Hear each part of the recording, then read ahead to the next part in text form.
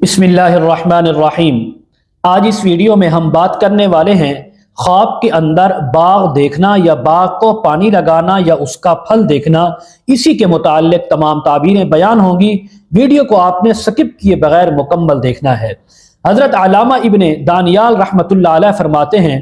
اگر کوئی انسان خواب کے اندر باغ دیکھے تو یہ عورت کو دیکھنے کی تعبیر ہے۔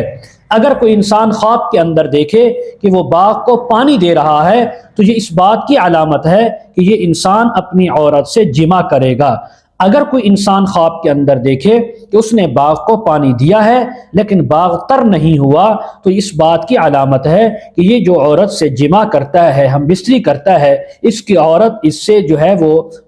صحیح سہولت اس کو نہیں مل رہی اور وہ اس سے مزید جمع کرنے کی ابھی خواہش رکھتی ہے۔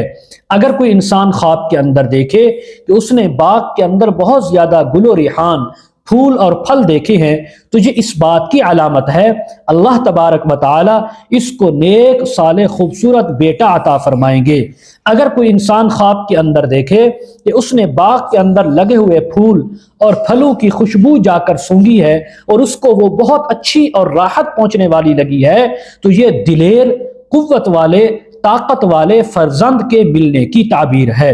اگر کوئی انسان خواب کے اندر دیکھے کہ سرسبز و شاداب باغ ہے، آباد باغ ہے اور اس کے اندر بہت زیادہ میوے، پھل فروٹ لگے ہوئے ہیں اور انسان ان سے کھا رہا ہے تو یہ مالدار عورت ملنے کی تعبیر ہے اور اس سے مال اور نعمت کے مال اور نعمت سے فائدہ اٹھانے کی تعبیر ہے۔ اگر کوئی انسان خواب کے اندر موسم خزاں کے اندر جب ہر چیز کے پتے جھڑ رہے ہوتے ہیں، اس موسم کے اندر خوبصورت اور اچھا باغ دیکھا ہے